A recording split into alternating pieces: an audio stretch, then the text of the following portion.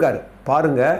அவர் சொல்கிறாரு ஆருதாஸ் ஐயா, அதே மாதிரி முதல் நாள் வழக்கு போலவே விஜயா ஸ்டூடியோவில் அந்த ஷூட்டிங் நடக்குது. வழக்கம் மாதிரி நாயுடியார் மாலை போடுறாரு, அவருக்கு நாங்கள் மாலை போடுறோம், எம்ஜிஆருக்கு மாலை போடுறோம், வழக்கம் போல் எல்லாமே நடக்குது.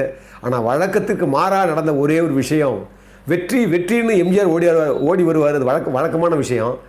எனக்கும் தான் வெற்றி அப்படின்னு சொல்கிற சரோஜதேவி அங்கே இல்லை, சாவித்திரி அம்மா வந்தாங்க, சாவித்திரி வந்தது அப்படின்றாரு.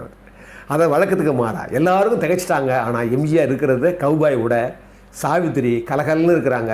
ஆனால் படம் பார்க்குற அந்த ஷூட்டிங் பார்க்குற எல்லாருமே ஒரு உற்சாகமாக பார்க்குறாங்க. படப்படம்னு ஷூட்டிங் நடக்குது. கரெக்டாக படம் நினச்ச மாதிரியே 14/1/1964 பொங்கலுக்கு படம் சித்ரா தேட்டரில் ரிலீஸ் ஆகுது சென்னையில்ன்றார்.